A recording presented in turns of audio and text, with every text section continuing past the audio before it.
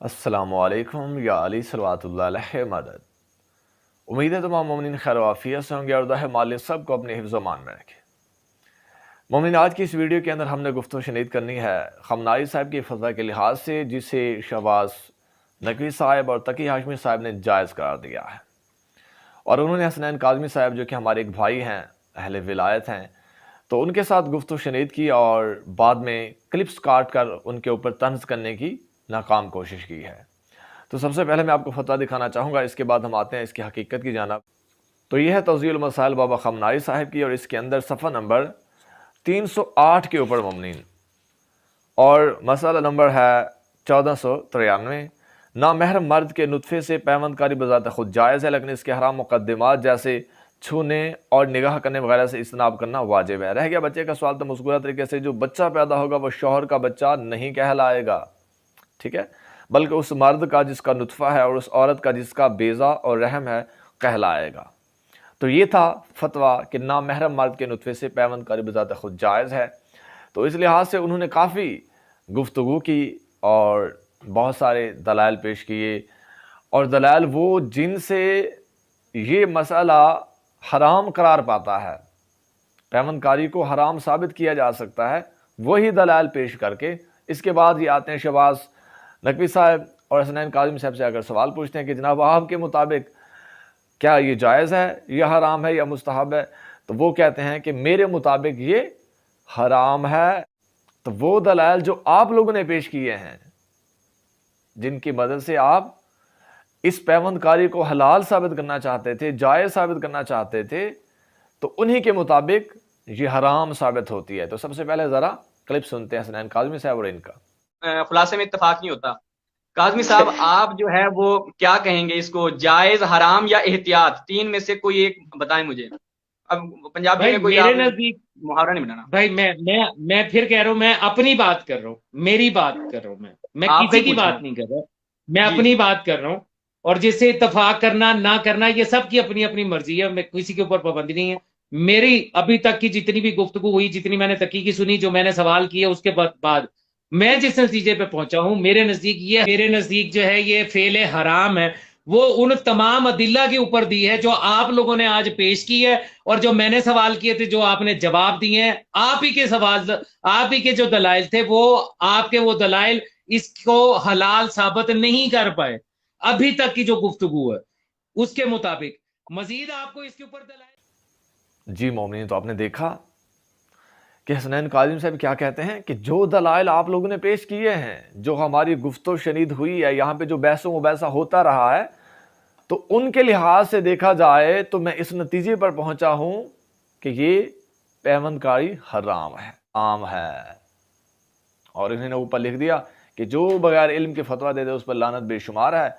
और फिर जनाब गैर मुक़ल्लिदीन का मुफ्ती आज़म हसनैन काज़मी साहब बगैर इल्म के फतवा दे रहे हैं। तो जनाब उन्होंने बगैर इल्म के फतवा नहीं दिया, बल्कि आपकी गुफ्तगू में जो आपने अहादीस और रवायतें दिखाई हैं उन्हीं के लिहाज से उन्होंने कहा है। तो क्यों आप इस तरह एक शख्स को अपने पास बुलाकर फिर उसका क्लिप काट कर उसके ऊपर तंज करना चाह रहे हैं और झूठ मूठ की बिला वजह लानत भेजना चाह रहे हैं? आप नहीं जानते कि जब किसी के ऊपर बिला वजह लानत भेजी जाए तो लानत वापस भेजने वाले पर पलट आती है। तो शहबाज नकवी साहब और तकी हाशमी साहब ज़रा गौर कीजिए और थोड़ा सा अपने आप को संभालिए। इसके बाद मोमिनीन, अब ज़रा चलते हैं इस मसला की नौइयत की जानिब कि तकी हाशमी साहब क्या कहते हैं। तकी हाशमी साहब कहते हैं कि जनाब ये जो मसला है ये बज़ात खुद एक तो जायज़ है, इसके जायज़ होने पर ये दलाइल पेश करते रहते हैं जो इसे नाजायज़ साबित करते हैं। तो सबसे पहले तकी हाशमी साहब का वो क्लिप सुनते हैं, इसके बाद हम चलते हैं इसकी हकीकत की जानिब। तरफ देखें, इस आयत में जो मुराद है शर्मगाह की हिफाजत से, वो शर्मगाह को देखना नहीं है। रहबर मौज़म ने कब इजाजत दिया कि शर्मगाह को देख सकते हैं? वो तो वाक़ई मेंशन है कि निगाह नहीं करनी, निगाह नहीं करनी, बिल्कुल वहां पे फतवे के अंदर मेंशन है। मैं दोबारा दिखा भी देता हूँ फतवा, जो लोग जो है वो देर से ज्वाइन किया है।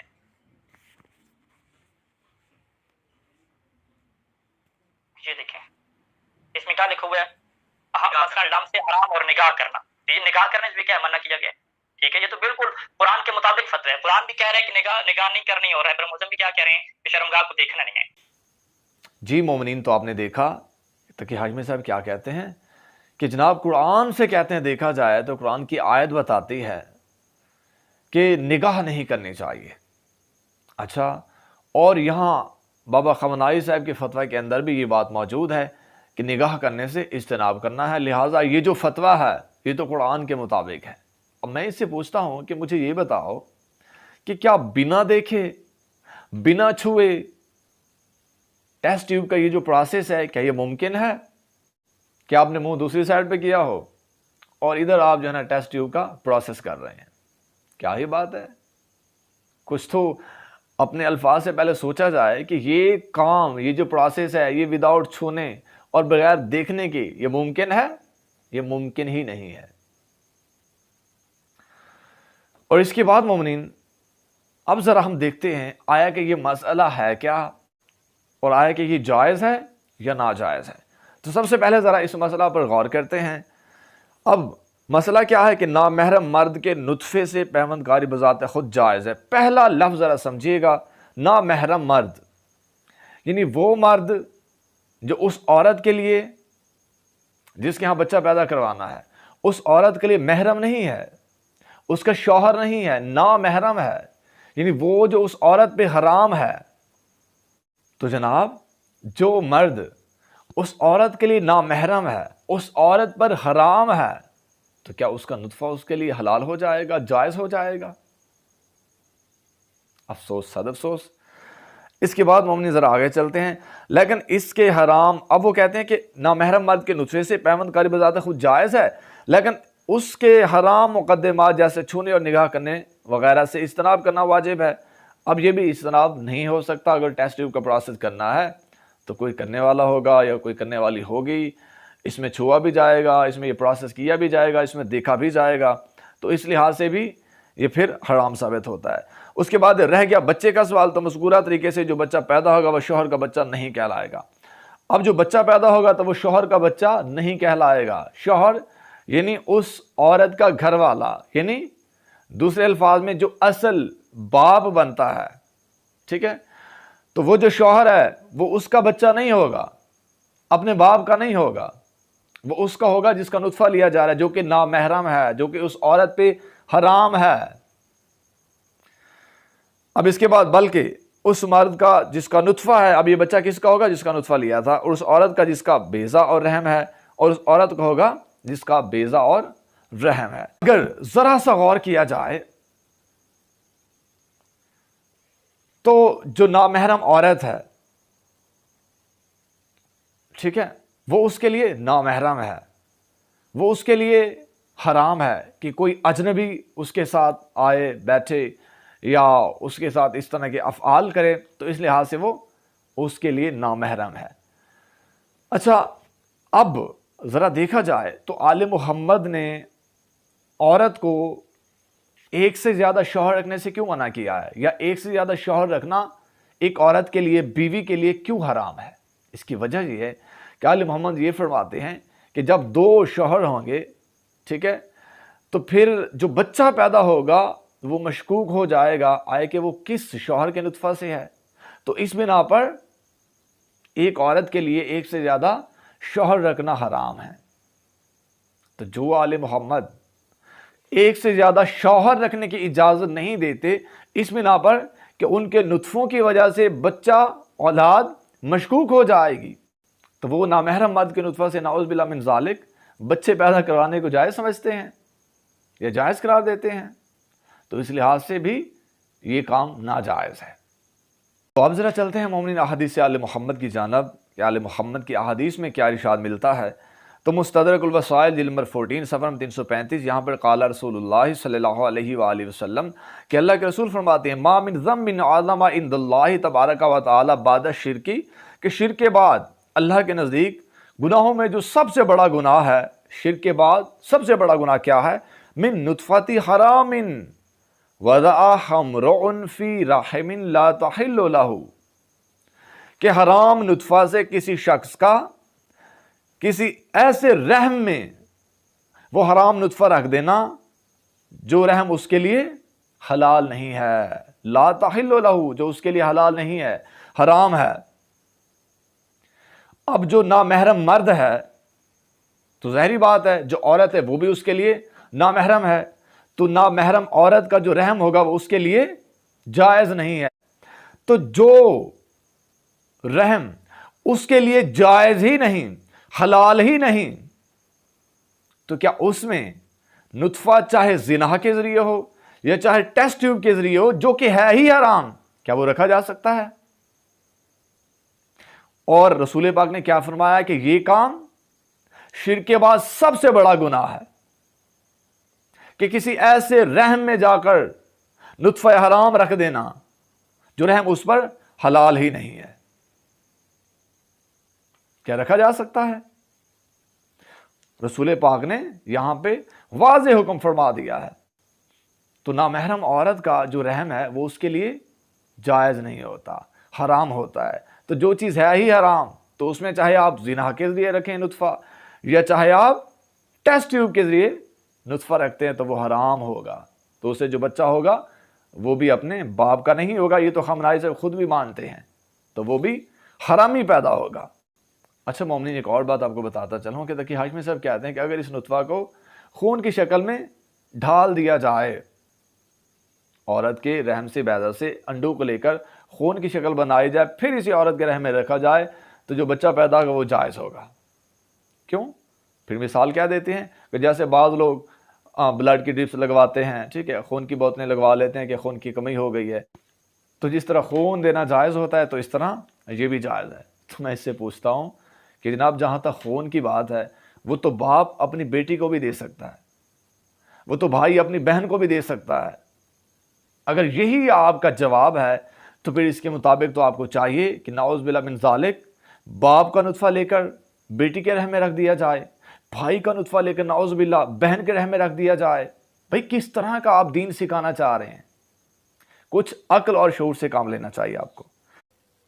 اور اس کے بعد مومنین ذرا چلتے ہیں دوسری حدیث مبارکہ کی جانب، وسائل الشیعہ جلد نمبر 20 صفحہ نمبر 318، ان ابی عبداللہ علیہ السلام قالا، کہ امام معصوم علیہ السلام فرماتے ہیں، ان اشد الناس عذابا یوم القیامت رجل اکر نطفتہ فی رحم یحرم علیہ، کہ آپ علیہ السلام نے فرمایا کہ لوگوں میں جسے سخت ترین شدید ترین عذاب دیا جائے گا روز محشر قیامت کے دن، وہ شخص ہوگا جس نے اپنا نطفہ ایسے رحم میں رکھا جو اس کے لیے حرام تھا۔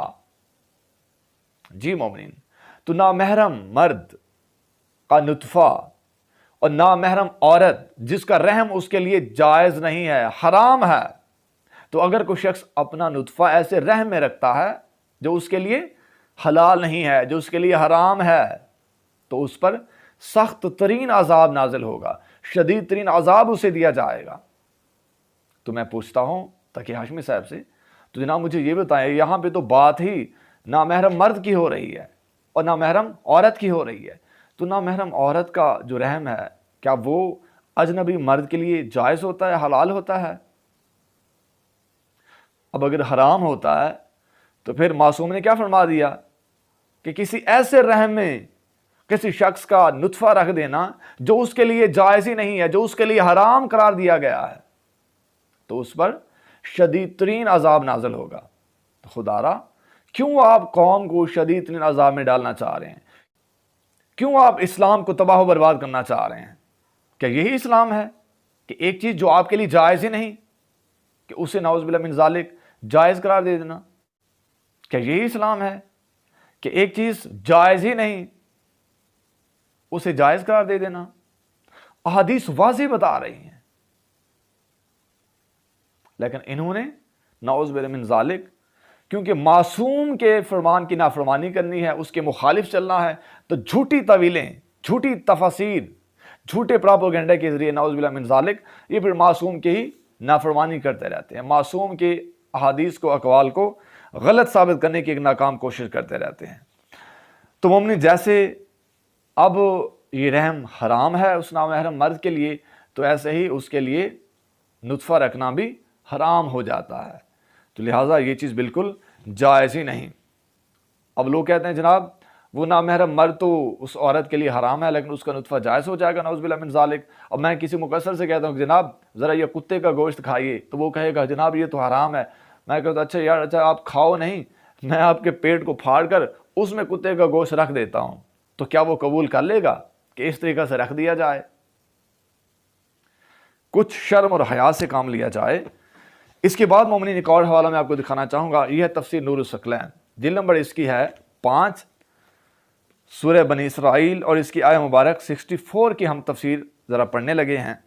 رسول کافی میں امیر المومنین علی علیہ السلام سے منقول ہے کہ حضرت رسول اکرم صلی اللہ علیہ وآلہ وسلم نے فرمایا اللہ تعالیٰ نے ہر بد گفتار بے حیا کے لیے جنت کو حرام کیا ہے، جسے یہ پرواہ نہ ہو کہ وہ لوگوں سے کیا کہہ رہا ہے اور لوگ جواب میں اس سے کیا کہہ رہے ہیں۔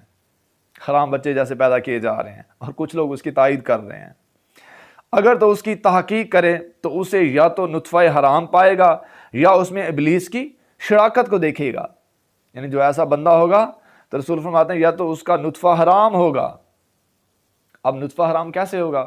بھی جب رحم ہی اس کے لیے جائز نہیں تھا، حرام تھا، تو اس میں جب ایک نامحرم مرد جو اس کے لیے حرام تھا اس کا نطفہ رکھا جائے تو ظاہری بات ہے وہ حرام نطفہ ہوگا، کیونکہ اپنے شوہر کا نہیں ہوگا۔ اچھا، یا اس میں ابلیس کی شراکت ہوگی۔ تو آپ صلی اللہ علیہ وسلم سے کہا گیا یا رسول اللہ کیا انسانوں میں بھی ابلیس کی ساجھداری ہے، حصہ داری ہے، شریک ہو سکتا ہے؟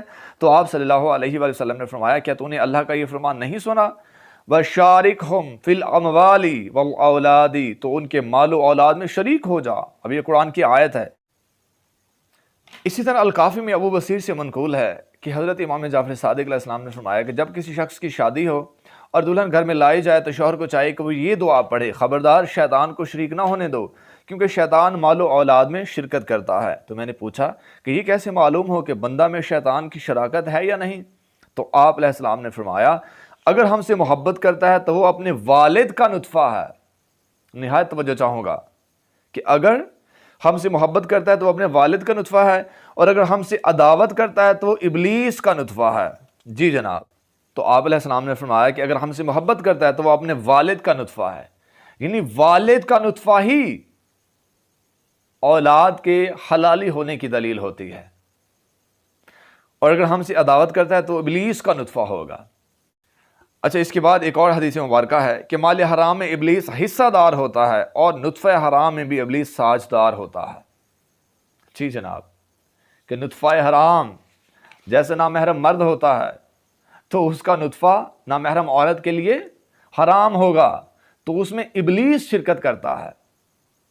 تو جناب یہ جو خامنائی صاحب کا فتویٰ ہے، اب میں اس سے کہہ سکتا ہوں کہ اس سے جو بچے پیدا ہوں گے ان میں شیطان شامل ہوگا، شیطان کا نطفہ شامل ہوگا، شیطان کی ساجداری، شراکت داری ہوگی۔ تو کیا آپ شیطانی بچے پیدا کرنا چاہ رہے ہیں؟ کیا آپ حرامی بچوں کو جائز سمجھنا چاہ رہے ہیں؟ افسوس، صد افسوس۔ تو جب حرامی پیدا ہوں گے تو انہوں نے صبح سے لے کر شام تک پھر ولایت علی کی مخالفت کرنی ہے، علی بادشاہ کی ولایت کو بھونکنا ہے، صراط مستقیم سے روکنا ہے، اور بہت سی زندہ مثالیں اس دنیا میں موجود ہیں۔ تو تقی ہاشمی صاحب اور شہباز نقوی صاحب خدا را عوام کو گمراہ کرنا بند کریں اور حرام کاموں کو جائز کرنے سے گریز کریں، ورنہ ایسی اولادوں میں شیطان شامل ہو جائے گا، لہذا شیطان بننے سے گریز کیا جائے۔ جزاک اللہ خیر مومنین، امام زمانہ علیہ السلام وارث۔ توضیح مسائل کے پجاریوں کے لیے مبشر کاشانی کی توضیح مسائل کے اندر بھی اسی مسئلہ کو حرام لکھا گیا ہے، یعنی پیوند کاری حرام ہے۔ یا امام